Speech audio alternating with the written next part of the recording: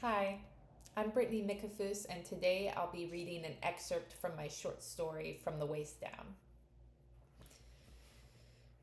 We're in the hospital again, me and my wayward womb.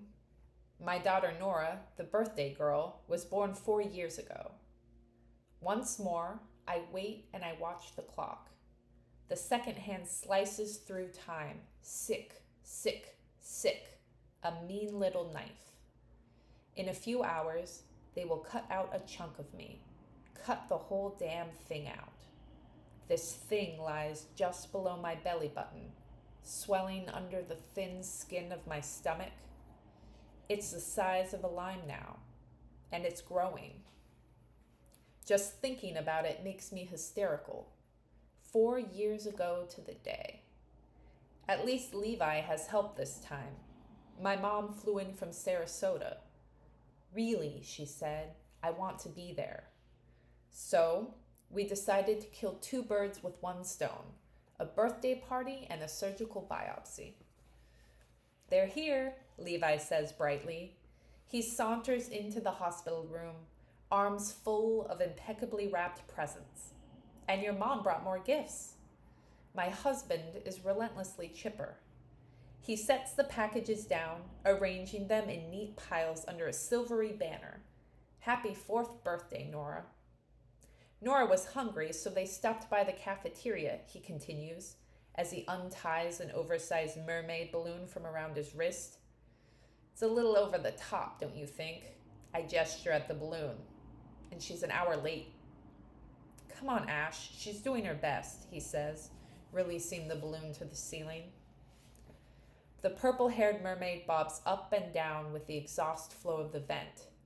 She's shiny, with clear, unblemished skin, her taut stomach unmarked except for a pinprick of a belly button. No stitches or keloid scars. I want to tear her tiny body apart with my teeth. When I sit up, the IV digs into my arm, so I lie prone against the hospital bed. Levi tapes a slew of unnaturally colored ocean animals to the beige walls. Party decorations overwhelm the small hospital room. When the nurse enters to check my vitals, she has to maneuver around the presents stacked precariously by the doorside table. Sorry, I say. I guess my mom went a little overboard this year. That's what grandmas are for, the nurse chirps as she wraps the blood pressure cuff tight around my arm. It's her only grandchild, I say to the nurse, who smiles approvingly. Everyone is doing what they're supposed to. The nurse nods and notes my blood pressure. A touch too high. We'll keep an eye on it. The grandmother is overly doting, her concern manifesting in extra boxes and bigger balloons. The husband dutifully wrangles crepe paper into little waves, assuming the role that should be mine. A faint suggestion of worry imprinted on his face. The only one off script is me. I'm growing a second uterus. I barely wanted the first one, not after what it put me through 4 years ago. I know it's bad form and all, to disparage a perfectly good uterus, but I am so sick and tired of all this growing. I don't know if I'm allowed to say this or not, but I don't want to grow anything anymore. In childbirth class, they tell you that pain is instructive. It lets you know something's wrong in your body. Unless you're giving birth, of course, then the pain is productive. That's actually what they tell you. Of course, it was a lie. I labored quite unproductively for 36 hours before they cut my stomach open, tore Nora out, left me only with that grim and smiling scar.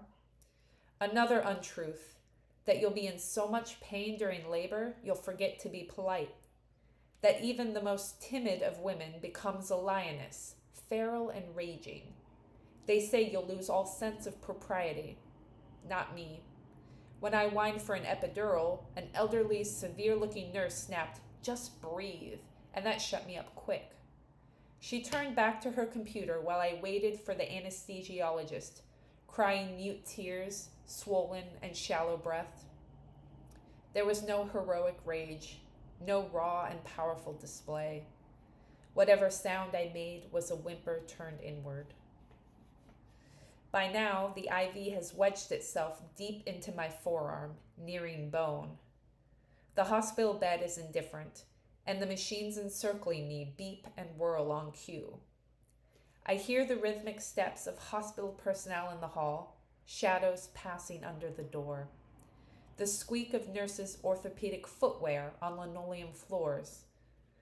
Clipboards clacking to rest on the backs of doors. All the natural cadences of the hospital. But the thing inside me continues to throb of its own accord. Levi has finished the crepe paper waves and is unrolling a life-size mermaid poster. The mermaid is nothing from the waist down. All blank space. Thank you.